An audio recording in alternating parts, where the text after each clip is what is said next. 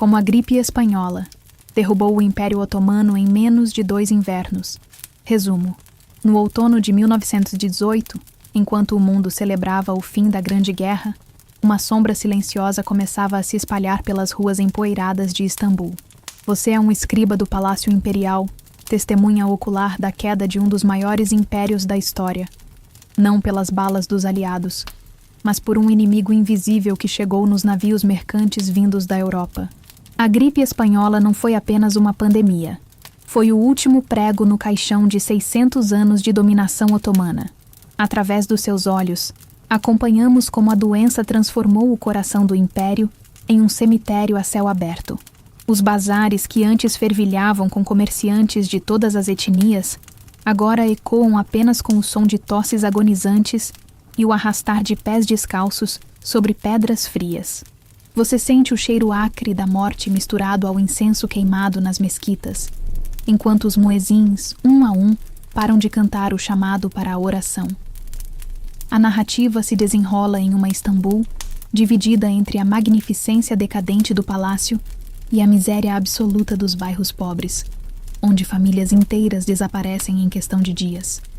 Você presencia a desintegração da burocracia imperial, quando funcionários morrem mais rápido do que podem ser substituídos, e as províncias começam a se declarar independentes simplesmente porque não há mais ninguém em Constantinopla para governá-las. Mais do que uma história sobre doença, esta é uma reflexão sobre como civilizações milenares podem desmoronar não com estrondo, mas com um suspiro coletivo, quando não há mais força nem nos pulmões dos homens, nem no coração de um império. Alguns impérios caem sob o peso das espadas, outros sob o peso do silêncio que se instala quando não há mais ninguém para gritar. Capítulo 1. O último verão. O cheiro chegou antes da notícia.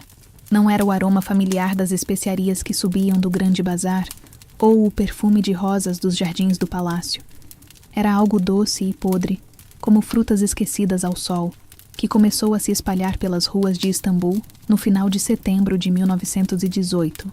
Você está debruçado sobre os pergaminhos na biblioteca do Topkapi, transcrevendo os últimos decretos imperiais, quando Ahmad Bey irrompe pela porta com o rosto mais pálido que as páginas amareladas à sua frente. Suas mãos tremem enquanto ele se aproxima, e você pode sentir o suor frio que escorre pela sua testa mesmo com a brisa morna que entra pelas janelas abertas. Os navios, ele sussurra, a voz rouca como se tivesse engolido areia. Os navios de Marsella trouxeram mais que tecidos e café. Você ergue os olhos dos manuscritos e nota algo diferente no ar. Uma tensão que não existia pela manhã. Um silêncio estranho vindo do pátio, onde sempre ecoavam as conversas dos guardas. Pela janela, observa um grupo de soldados carregando algo coberto por lençóis brancos. Não são lençóis. São mortalhas improvisadas, feitas com tecidos de cortina. A tinta ainda está fresca no seu pergaminho, quando você sente a primeira pontada de dor de cabeça. É sutil, como se alguém estivesse apertando suas têmporas com dedos gelados. Ahmad Bey continua falando sobre febre alta e mortes súbitas nos bairros portuários, mas suas palavras começam a soar distantes, abafadas, como se ele estivesse falando de dentro de um poço. Você tenta se concentrar na caligrafia, nas curvas elegantes das letras árabes que fluem como rios negros sobre o papel, mas sente um arrepio percorrer sua espinha. Não é o frio do outono que se aproxima, é algo mais primitivo, uma sensação que seus ancestrais conheciam bem, o pressentimento de que a morte está caçando. Lá fora, o muezim da Mesquita Azul começa o chamado para a oração do pôr do sol, mas sua voz soa diferente hoje, mais fraca, como se ele estivesse guardando o fôlego para algo mais importante que cantar. Você fecha os olhos e escuta com atenção. Entre os versículos familiares, consegue ouvir tosses secas ecoando pelos minaretes.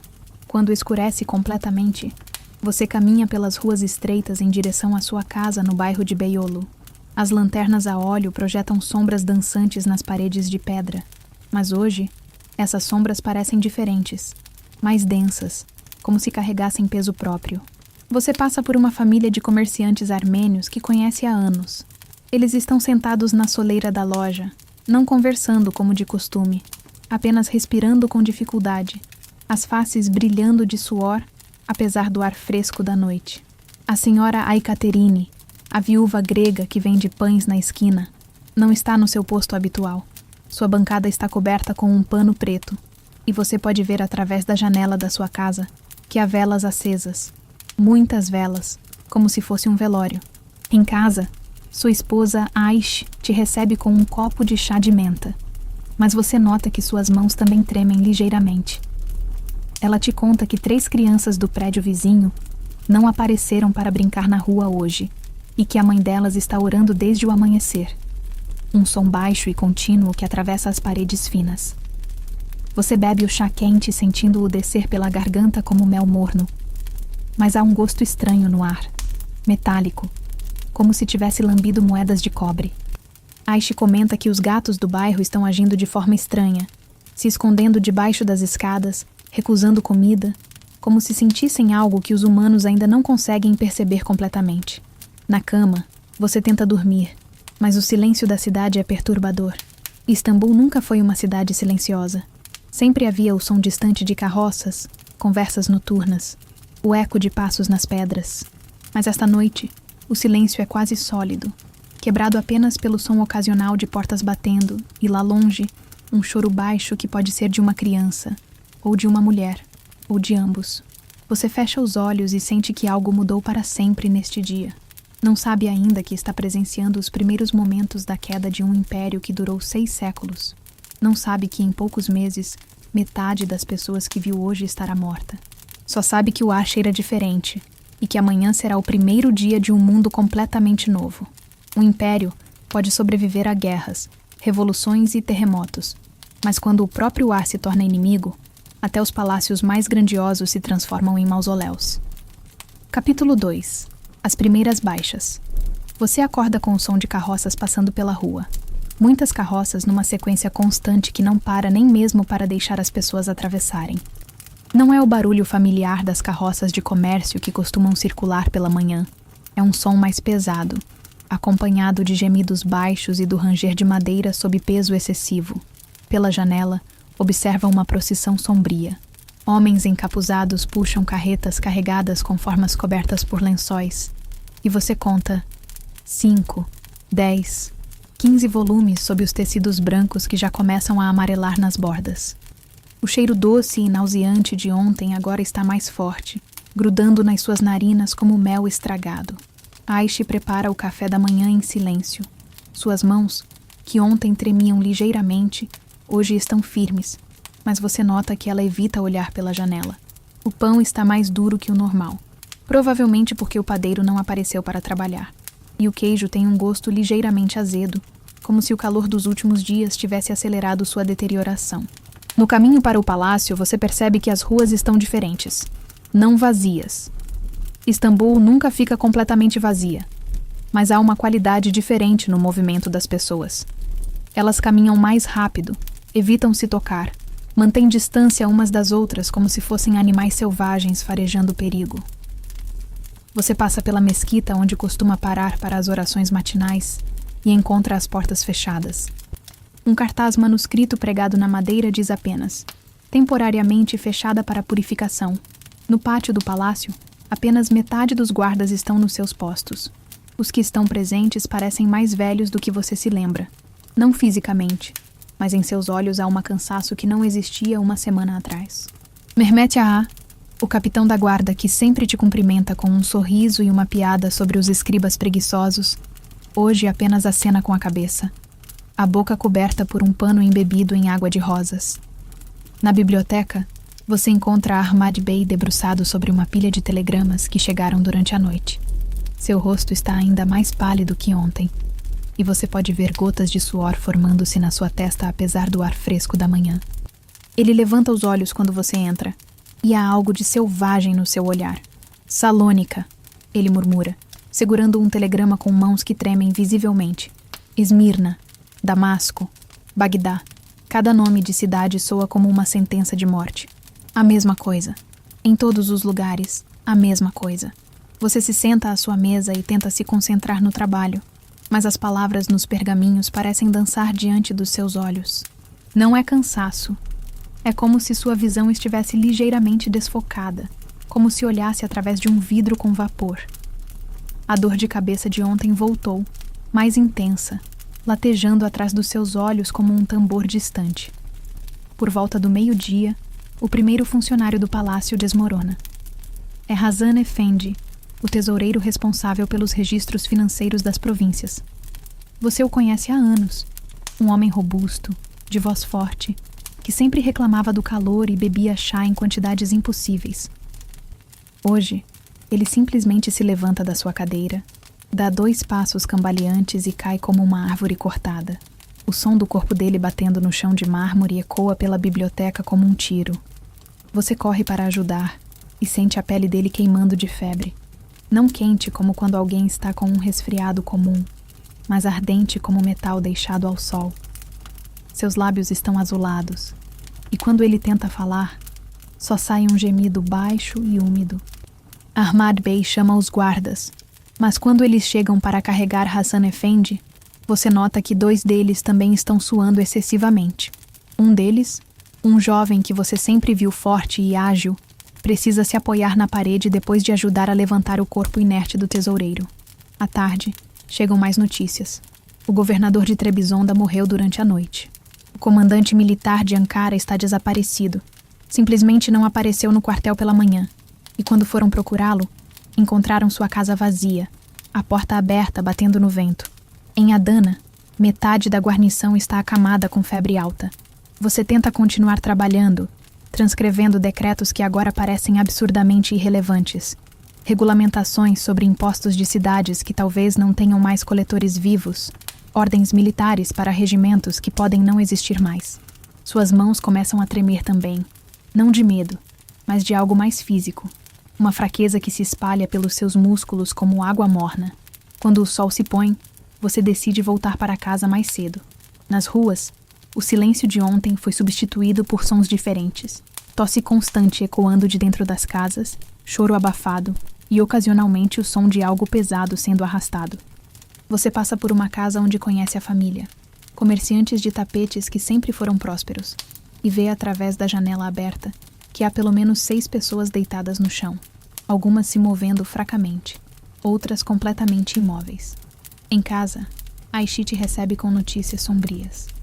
A filha do sapateiro morreu durante a tarde. A esposa do açougueiro está delirando de febre. O imã da mesquita pequena do bairro não conseguiu se levantar para a oração do meio-dia. Vocês jantam em silêncio, uma sopa rala de lentilhas, porque o mercado estava quase vazio hoje. O sabor é bom, mas você tem dificuldade para engolir, como se sua garganta estivesse ligeiramente inchada. Aishi comenta que os pássaros estão agindo de forma estranha. Centenas deles pousaram nos telhados hoje, mas não cantam. Apenas ficam em silêncio, como se estivessem observando algo. Antes de dormir, você escreve algumas linhas no seu diário pessoal, algo que não fazia há meses. Sua caligrafia, normalmente precisa e elegante, sai trêmula. Segundo dia. A doença se espalha como tinta na água. Temo que estejamos presenciando não apenas uma epidemia, mas o fim de algo muito maior que nós. Quando os funcionários de um império começam a cair como folhas no outono, não são apenas vidas que se perdem. É toda uma forma de governar o mundo que desmorona, linha por linha, decreto por decreto. Capítulo 3. O silêncio dos minaretes. Você desperta não com o som familiar do chamado para a oração da madrugada, mas com sua ausência. Pela primeira vez em sua vida adulta, o silêncio de Istambul antes do amanhecer é completo, sem a voz melodiosa do muezzin ecoando pelos minaretes da cidade. É como se alguém tivesse cortado as cordas vocais do próprio império. Suas pernas tremem quando você tenta se levantar. Não é fraqueza, é algo mais profundo, como se seus ossos tivessem se tornado ocos durante a noite. A febre que você vinha sentindo de forma sutil agora pulsa atrás dos seus olhos como um sol pequeno e malévolo. Aishi ainda está dormindo, mas seu sono é agitado, pontuado por gemidos baixos e uma respiração irregular que faz seu peito subir e descer de forma descompassada. Pela janela, você vê que a rua está pontilhada de formas escuras. Não pessoas caminhando, mas volumes imóveis cobertos por tecidos que foram colocados ali durante a noite. 1, 2. Você para de contar ao chegar em 12. São corpos. A rua da sua casa que ontem ainda tinha algum movimento. Hoje parece um cemitério improvisado. O café da manhã é uma farsa silenciosa. Não há pão fresco. O padeiro morreu na madrugada. Você descobre através de um vizinho que grita a notícia de uma janela, a voz rouca e desesperada. Aishi consegue encontrar alguns biscoitos velhos, mas eles têm gosto de papelão molhado.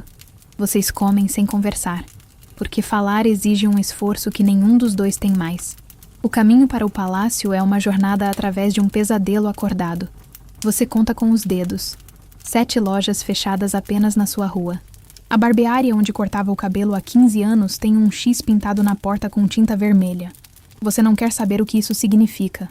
Na esquina onde sempre havia um vendedor de castanhas assadas, agora há apenas uma carroça abandonada e um cheiro doce e pestilento que faz seus olhos lacrimejarem. Quando chega ao portão do palácio, encontra apenas 2 guardas no posto onde normalmente ficam 12. Eles não verificam sua identidade. Apenas acenam com a cabeça, exaustos demais para seguir protocolos que foram construídos ao longo de séculos. Um deles, que você reconhece como Ali, um jovem de não mais que 20 anos, está se apoiando na lança como se ela fosse uma muleta. Suas faces estão cavadas, os olhos fundos em órbitas que parecem ter se alargado durante a noite. A biblioteca está vazia, completamente vazia. Ahmad Bey não está na sua mesa habitual, nem Hazan Efendi, nem qualquer um dos 12 escribas que normalmente trabalham aqui. Você fica parado no meio da sala enorme, ouvindo apenas o eco dos seus próprios passos no mármore e o som da sua respiração que parece anormalmente alta no silêncio. Sobre a mesa de Ahmad Bey, há uma pilha de telegramas não abertos. Você os lê com mãos trêmulas, e cada mensagem é uma sentença de morte para uma parte diferente do império. Governador de Erzurum faleceu. Substituto solicitado urgentemente. Regimento de Kars reduzido a 40 homens, restante incapacitado. População de Konya estimada em 70% de baixas. Autoridade civil inexistente. Você tenta trabalhar, mas as palavras nos documentos imperiais agora soam como epitáfios. Um decreto sobre regulamentação de taxas comerciais para comerciantes, que provavelmente estão mortos. Uma ordem de transferência de tropas de uma cidade que pode não ter mais habitantes suficientes para formar um batalhão. Instruções para coletar impostos de províncias que talvez tenham deixado de existir como entidades funcionais. Por volta do meio-dia, você ouve passos no corredor. É o grande vizir em pessoa, ou o que sobrou dele. Mehmet Talat Pasha, o homem que você sempre viu impecavelmente vestido e imponente, agora arrasta os pés como um fantasma. Seu uniforme está amarrotado, como se ele tivesse dormido vestido, e há manchas escuras de suor sob os braços. Quando ele te vê, para e tenta falar, mas só consegue tossir, uma tosse seca e áspera que ecoa pela biblioteca, como o som de madeira sendo serrada. Quantos? Ele consegue sussurrar, apoiando-se numa estante de livros. Quantos funcionários restam? Você olha ao redor da biblioteca vazia e depois de volta para ele. Eu, você responde simplesmente. O grande vizir fecha os olhos e permanece imóvel por tanto tempo que você chega a se perguntar se ele morreu em pé. Então ele abre os olhos novamente e há algo de resignado neles, como se ele tivesse acabado de aceitar uma verdade terrível. Continue transcrevendo, ele murmura, começando a se afastar. Mesmo que não haja ninguém para ler, mesmo que não haja mais ninguém para obedecer. Alguém precisa registrar como isso acabou. Durante a tarde, você é o único som vivo no palácio. Sua pena arranhando o papel, sua respiração trabalhosa, ocasionalmente uma tosse que você tenta suprimir porque o som ecoa de forma perturbadora nos corredores vazios. Você escreve decretos para uma administração que não existe mais, ordens para um exército que foi dizimado não por balas, mas por um inimigo que não pode ser combatido com espadas ou canhões. Quando o sol começa a se pôr, você percebe que não ouviu o chamado para a oração da tarde, nem para a do meio-dia. Os minaretes de Istambul, que por séculos marcaram o ritmo da vida na cidade, agora são apenas torres silenciosas apontando para um céu indiferente. No caminho de volta para casa, você passa pela grande mesquita e vê que suas portas massivas estão abertas, batendo lentamente no vento. Lá dentro, você pode ver formas imóveis espalhadas pelo chão de mármore. Pessoas que vieram rezar pela última vez e nunca mais se levantaram. Em casa, Aishi te recebe com febre alta. Suas faces estão vermelhas e quentes ao toque, e quando ela tenta sorrir, você vê que suas gengivas estão sangrando. Vocês se abraçam em silêncio, sabendo sem precisar dizer que este pode ser um dos últimos abraços. Naquela noite, vocês ficam acordados ouvindo os sons da cidade que morre. Não há mais choro. As pessoas que podiam chorar já se foram. Há apenas silêncio, quebrado ocasionalmente pelo som distante de algo caindo, alguma estrutura finalmente cedendo ao abandono. Um império construído sobre a força da palavra de Deus silencia quando até mesmo os que chamam para a oração não conseguem mais levantar a voz. No fim, restam apenas ecos de uma grandeza que se desvanece no ar pestilento da história. Onda capítulo 4. O último escriba. Você acorda com o som de chuva batendo contra as janelas, mas quando abre os olhos, percebe que o céu está claro. O som que ouviu era o de corpos sendo despejados nas carroças lá fora. Dezenas deles, caindo uns sobre os outros com um ruído surdo e molhado que imita perfeitamente uma tempestade de outono. Aishi não acorda. Sua pele está fria como o mármore do palácio. E quando você toca seu rosto, sente apenas a rigidez que vem depois que a vida se vai. Você não chora.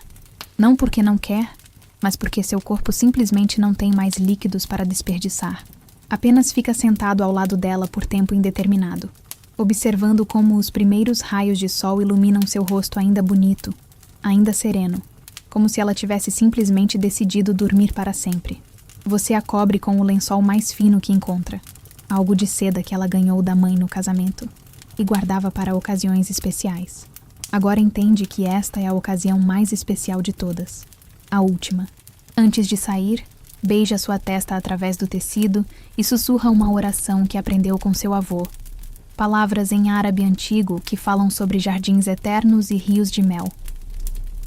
A rua é um cenário de guerra sem soldados. Você conta 43 corpos apenas no quarteirão da sua casa. Alguns cobertos, outros expostos ao ar matinal, já começando a inchar com o calor. Cães selvagens circulam entre eles, não famintos ainda, mas cautelosos, como se soubessem que logo terão mais comida do que podem consumir. O cheiro não é mais apenas doce e nauseante. Agora tem notas de vinagre e metal, como se a própria cidade tivesse começado a fermentar. No palácio, você encontra as portas principais abertas de par em par. Não há guardas, nem mortos, nem vivos. Simplesmente não há ninguém. Você caminha pelos corredores que conhece há décadas, e seus passos ecoam como tiros numa catedral vazia. As tapeçarias persas ainda pendem das paredes. Os candelabros de ouro ainda brilham com a luz que entra pelas janelas. Mas tudo parece cenário de teatro depois que os atores foram embora. Na biblioteca você encontra uma surpresa. Uma pilha de documentos novos sobre sua mesa. Por um momento, seu coração acelera. Será que alguém mais sobreviveu? Mas quando examina os papéis, percebe que são telegramas que chegaram automaticamente durante a noite, enviados por sistemas que ainda funcionam, mesmo quando não há mais ninguém para operá-los.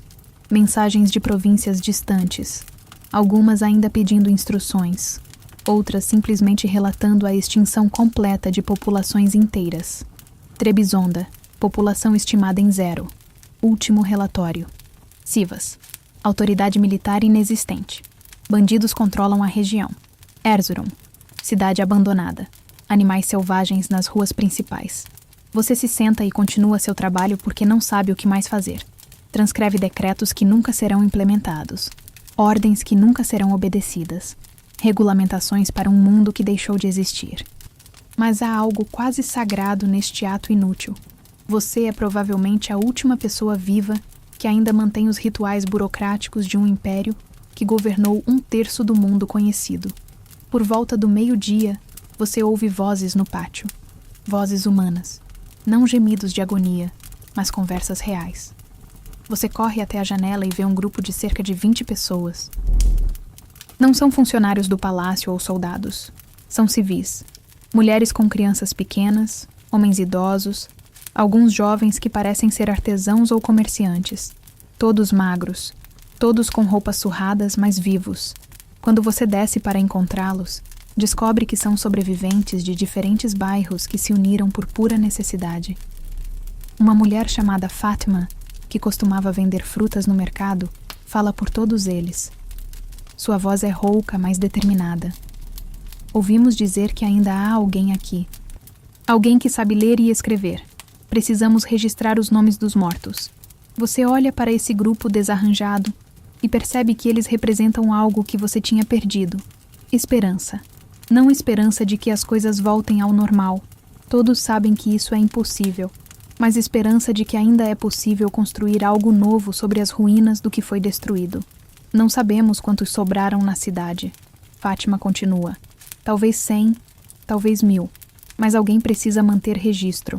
Alguém precisa lembrar quem éramos antes de tudo isso. Você passa o resto do dia ouvindo histórias. Histórias de famílias inteiras que desapareceram em questão de horas. De comerciantes que morreram sozinhos em lojas que suas famílias administravam há gerações. De crianças que se tornaram órfãs e depois morreram antes que alguém pudesse cuidar delas. Cada nome que você escreve pesa mais que chumbo na sua mão. Mas entre as histórias de morte, há também histórias de vida. De pessoas que dividiram suas últimas refeições com estranhos. De médicos que continuaram trabalhando até morrer de exaustão. De mães que salvaram crianças que não eram suas e as criaram como filhas. A humanidade não morreu com a doença. Ela se concentrou. Se destilou até sua essência mais pura. Quando escurece, o grupo decide passar a noite no palácio. Não por reverência ao poder imperial. Esse conceito morreu com a epidemia. Mas porque é um dos poucos lugares da cidade que ainda tem cômodos habitáveis e água limpa. Vocês se acomodam no que uma vez foi a sala de audiências do sultão, dormindo no chão de mármore sob lustres que valiam mais que pequenas cidades. Durante a noite, você escuta conversas sussurradas. Plano simples. Encontrar outros sobreviventes, organizar grupos de limpeza das ruas, estabelecer algum tipo de sistema para distribuir os alimentos que ainda podem ser encontrados. Não são planos grandiosos de reconstrução do império. São planos de sobrevivência, um dia de cada vez. Você fecha os olhos e pela primeira vez em semanas não sente apenas desespero. Há algo mais. A compreensão de que mesmo quando civilizações inteiras desmoronam, as pessoas encontram formas de se reunir, de criar novos laços, de construir pequenas ilhas de humanidade em oceanos de caos. Na sua última anotação do dia, você escreve: Hoje descobri que o fim de um império não significa necessariamente o fim da esperança. Às vezes, é apenas o começo de algo menor, mais simples, mas talvez mais verdadeiro. Quando os palácios se tornam abrigos para órfãos e viúvas, quando os tronos servem de encosto para pessoas comuns contando histórias de perdas, é que descobrimos que o poder real nunca esteve nas coroas, mas na capacidade humana de se erguer das cinzas e dizer: ainda estamos aqui. Nada, capítulo 5. A nova ordem. 3 semanas depois, você percebe que não é mais um escriba imperial. Você é o guardião da memória de uma cidade fantasma. O palácio agora abriga quase 200 pessoas. E você conhece a história de cada uma delas. Não porque escolheu conhecer, mas porque alguém precisava escutar.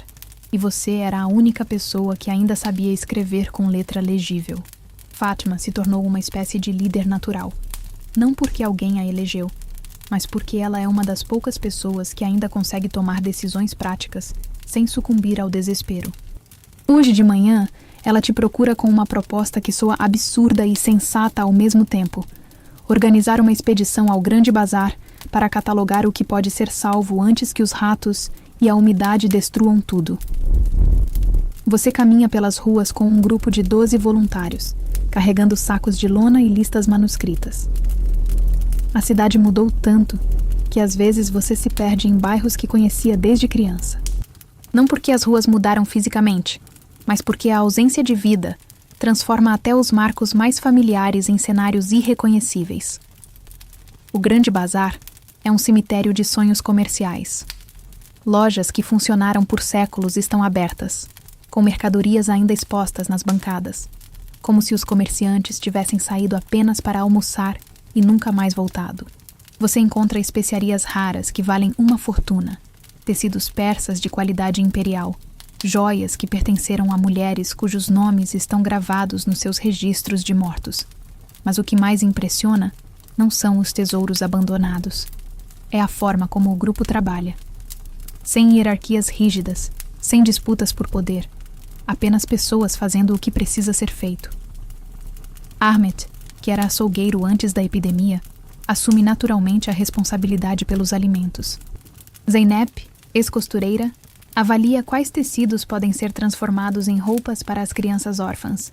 Mehmet, antigo carpinteiro, examina as estruturas das lojas para determinar quais podem ser reutilizadas. Você registra tudo com obsessão meticulosa. Não apenas o que vocês coletam, mas como coletam. Quem decide o quê? Como resolvem pequenos conflitos. Sem perceber, você começou a documentar o nascimento de uma nova forma de organização social, algo que emerge espontaneamente quando todas as estruturas tradicionais de poder desaparecem. Durante o almoço, sentados no que uma vez foi a praça central do bazar, Fátima compartilha uma descoberta perturbadora. Encontramos uma família viva, ela diz, mas sua voz não carrega alegria. Uma família de comerciantes de tapetes, 5 pessoas, estão trancadas numa loja há 2 semanas com medo de sair. Quando vocês chegam à loja, encontram uma cena que se repetiu por toda a cidade. Pessoas que sobreviveram fisicamente à doença, mas foram quebradas psicologicamente pelo horror de ver tudo que conheciam desaparecer. O pai da família, um homem que você se lembra de ter visto negociando com autoridade e confiança, agora cobre no canto da loja, tremendo como uma criança. Suas palavras saem em fragmentos desconexos. Todos mortos. Meus clientes, meus fornecedores. 300 anos. Nossa família aqui 300 anos.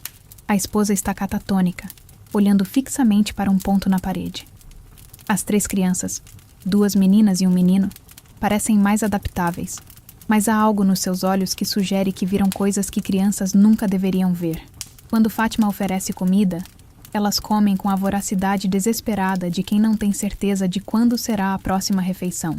Levar essa família de volta ao palácio se torna uma operação delicada. O pai se recusa a deixar a loja, não por apego aos bens materiais, mas porque é o último lugar onde o mundo ainda faz sentido para ele. Você passa 2 horas conversando com ele, não tentando convencê-lo com lógica, mas simplesmente escutando suas histórias sobre como as coisas costumavam ser. Eventualmente, ele aceita ir, mas apenas depois que você promete que vai registrar a história completa da sua família, não apenas os nomes dos mortos, mas como eles viveram, que tipo de tapetes vendiam, quais eram suas tradições familiares. É uma promessa pequena, mas para ele representa a diferença entre existir e simplesmente não morrer. De volta ao palácio, você observa como o grupo integra os novos membros. Não há cerimônias formais ou burocracias. Apenas pessoas compartilhando comida, encontrando espaços para todos dormirem, distribuindo tarefas de acordo com as habilidades de cada um. É uma forma de organização social que você nunca estudou em seus textos sobre a administração imperial, mas que funciona com uma eficiência orgânica. À noite, você escreve no que começou a chamar de Crônicas do Fim, um registro detalhado não apenas de quem morreu, mas de como os sobreviventes estão construindo uma nova forma de viver. Suas anotações cobrem desde detalhes práticos, como purificar água quando os aquedutos param de funcionar, até observações filosóficas sobre a natureza humana em situações extremas. Uma descoberta te surpreende. As pessoas não se tornaram mais selvagens ou egoístas com o colapso da ordem social. Na verdade, muitas se tornaram mais generosas, mais cooperativas, como se a proximidade da morte tivesse eliminado as pequenas vaidades e ambições que normalmente criam conflitos. Não é que a natureza humana tenha mudado, é que as circunstâncias forçaram as pessoas a priorizarem o que realmente importa. Você termina as anotações do dia com uma reflexão que não esperava escrever. Talvez a queda de um império não seja sempre uma tragédia. Talvez seja apenas a natureza fazendo espaço para formas de vida mais adaptáveis, mais humanas, menos dependentes de hierarquias que existem apenas para perpetuar a si mesmas. Antes de dormir, você caminha pelos corredores do palácio, onde agora ecoam vozes de crianças brincando, conversas adultas sobre planos para o dia seguinte, até mesmo algumas risadas baixas. O local que por séculos foi símbolo de poder absoluto, Agora é apenas um abrigo onde pessoas comuns fazem coisas comuns, cuidam umas das outras, dividem recursos, contam histórias para manter vivas as memórias dos que se foram. A verdadeira força de uma civilização não se mede pelos palácios que constrói, mas pela capacidade dos seus habitantes de criarem novas formas de comunidade quando os palácios se tornam ruínas. No fim, descobrimos que nunca precisamos de imperadores, apenas uns dos outros. Capítulo 6. As sementes do amanhã. O inverno chega mais cedo este ano, e com ele uma descoberta que muda tudo. Vocês não estão sozinhos. Um grupo de sobreviventes de Ankara chegou ao palácio trazendo notícias de outras comunidades espalhadas pelo que restou do Império. Não são muitas. Talvez 20 grupos como o de vocês, cada um com entre 50 e 300 pessoas, mas juntas representam algo impensável algumas semanas atrás. Um futuro possível. Você está na antiga sala do Conselho Imperial, quando Kemal Bey, o líder do grupo de Ankara, desenrola um mapa da Anatólia sobre a mesa de Mogno, onde uma vez se decidiam os destinos de milhões de pessoas. Com carvão e tinta improvisada, ele marca as localizações dos grupos sobreviventes. Os pontos parecem sementes espalhadas em solo queimado, pequenos, isolados, mas inegavelmente vivos. Em Konya, encontraram uma forma de purificar água usando plantas medicinais. Kemal explica, sua voz carregando uma excitação que você não ouvia há meses. Em Kayseri, organizaram uma escola para as crianças órfãs. Em Sivas, conseguiram fazer funcionar uma das fábricas de tecidos com apenas 15 operários. Cada informação que ele compartilha é registrada meticulosamente nos seus cadernos. Você percebe que não está mais documentando a morte de um império, está registrando o nascimento de algo completamente novo. Não um novo império, mas uma rede de comunidades independentes, cada uma desenvolvendo soluções próprias para problemas comuns. Fátima se junta à conversa com seu pragmatismo característico. Precisamos estabelecer rotas de comunicação, ela diz, traçando linhas imaginárias entre os pontos no mapa. Se um grupo desenvolve uma técnica nova, todos os outros deveriam saber. Se um enfrenta dificuldades, os vizinhos deveriam poder ajudar. A ideia soa revolucionária em sua simplicidade. Durante séculos, o Império funcionou com base na centralização. Todas as decisões importantes eram tomadas em Istambul e depois impostas às províncias. Agora, a proposta é o oposto. Cada comunidade mantém sua autonomia, mas compartilha conhecimento e recursos voluntariamente. Você passa os dias seguintes organizando o que começa a chamar de protocolo de cooperação, um conjunto simples de princípios para a coordenação entre as comunidades sobreviventes. Não é um tratado formal ou uma constituição imperial. É algo mais orgânico. Diretrizes básicas sobre como grupos independentes podem trabalhar juntos, sem perder sua autonomia. Durante este trabalho, você conhece Elif, uma jovem de 17 anos que chegou com o grupo de Ankara. Ela era estudante numa das últimas escolas modernas do Império antes da epidemia, e sua mente jovem tem uma capacidade impressionante para visualizar possibilidades futuras. Quando você mostra seus registros detalhados sobre como cada comunidade se organiza, ela imediatamente identifica padrões que você não havia percebido. Olhe, ela diz, apontando para diferentes seções dos seus cadernos. Todas as comunidades que estão funcionando bem têm 3 coisas em comum. Tomam decisões em grupo, dividem recursos de acordo com necessidade e não tentam impor suas práticas aos vizinhos. É como se o colapso tivesse eliminado tudo que não era essencial na natureza humana. Suas palavras ecoam uma realização que vinha crescendo em você há semanas. A queda do Império não foi apenas uma catástrofe, foi também uma purificação. Todas as camadas de burocracia, hierarquia e protocolo que se acumularam ao longo dos séculos simplesmente desapareceram, deixando apenas o que realmente importa: pessoas cuidando de pessoas. No primeiro dia de dezembro, acontece algo que simboliza perfeitamente esta transformação. Um bebê nasce no palácio, o primeiro desde que a epidemia começou. A mãe é uma refugiada de Bursa, o pai um ex-soldado de Izmit. O parto acontece na antiga sala do trono, assistido por 3 mulheres de origens completamente diferentes: uma parteira turca, uma comerciante armênia e uma enfermeira grega. Quando você ouve o primeiro choro do bebê ecoando pelos corredores onde uma vez ressoaram decretos imperiais, percebe que está testemunhando o verdadeiro renascimento. Não a restauração do que foi perdido, mas o surgimento de algo genuinamente novo. O bebê é nomeado Umut, esperança em turco, num consenso espontâneo de toda a comunidade. Não há cerimônias religiosas formais porque não sobrou nenhum clérigo, mas há algo mais poderoso, uma celebração coletiva que mistura tradições diferentes numa síntese nova e orgânica. Você documenta cada detalhe desta celebração porque entende sua importância histórica. Este não é apenas o nascimento de uma criança, é o nascimento simbólico de uma nova forma de civilização. Uma civilização que não se baseia na dominação de uns sobre outros, mas na cooperação voluntária entre iguais. Nas suas últimas anotações deste período você escreve: o Império Otomano levou 6 séculos para ser construído, e apenas 6 meses para desmoronar completamente. Mas em suas ruínas, algo inesperado está germinando. Não um novo império, mas talvez algo melhor. Uma rede de comunidades humanas que escolhem trabalhar juntas não por medo ou imposição, mas por necessidade mútua e benefício compartilhado. Quando fecha o caderno naquela noite, você percebe que não é mais o último escriba de um império morto. Você se tornou o primeiro cronista de uma nova forma de organização humana. Uma forma que talvez seja mais resistente às catástrofes, porque não depende de estruturas centralizadas que podem desmoronar de uma vez. Lá fora, a neve começa a cair sobre Istambul, cobrindo as ruas onde ainda jazem os restos do mundo antigo.